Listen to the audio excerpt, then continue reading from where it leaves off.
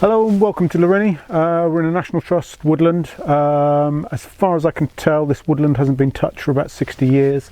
It's on the edge of the quay. The quay River is about a quarter of a mile that way. We've got nice flat ground for a change, and brambles are quite low. Nothing has been done with this woodland, as I said, for about 60 years, so we're just starting to open it out a little bit.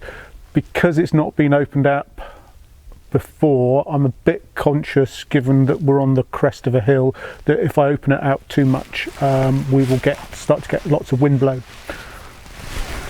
The oak here is growing on, it must be quite thin soil, and it must be quite stony underneath the soil. The level of heartwood to pithwood is quite low, so we're not getting any good saw logs out of this. Which, when you look at the size of some of them, we've got some quite nice straight sticks in here. They've been cut, and we've seen them cut. We've got a really, like I said, high level of pithwood, so all of this is going to be firewood grade oak, which is a shame, but it is what it is. We've also, where possible, left hanging branches and some, well, you can't really see it because we're looking up into the light, but these again, we've got hanging deadwood, which is a really good wildlife habitat. We've got natural fracture pruning, which a lot of tree surgeons try and emulate, and they never look as good as that. That's the real thing. Now that's a better angle for that one with the broken top that's left hanging.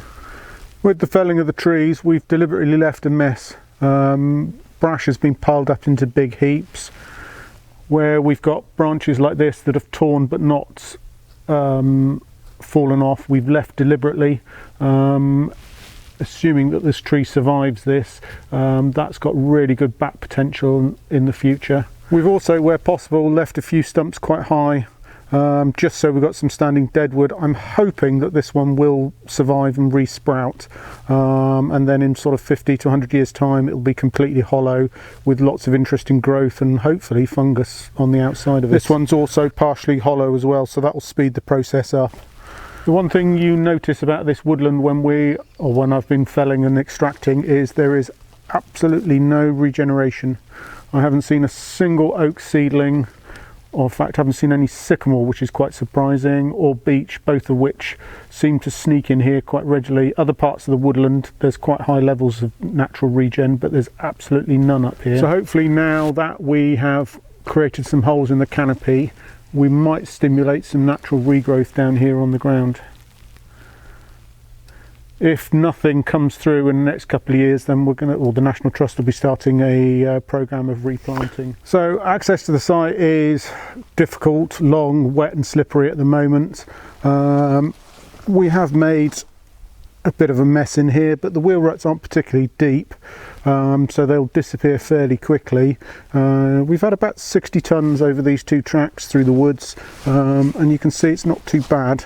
It's certainly nowhere near as bad as if we'd had big machinery. So I've stacked all the timber up in here, ready to go out trackside. Trackside is about a mile in that direction, and this is probably why the woodland has not been managed in the past, because the access is so difficult. We just cut back branches, the line of least resistance, so we can get the log bullet in, and then we're going to take it out so I can come up with the tractor and the forwarder and then bring it out so we can then get it on the lorry. So all in all, it's a bit of a pig, this job, but hopefully in 5 to 10 years time we should start to see some interesting regrowth coming up, and hopefully some oak natural regen coming through to replace the existing trees at the moment.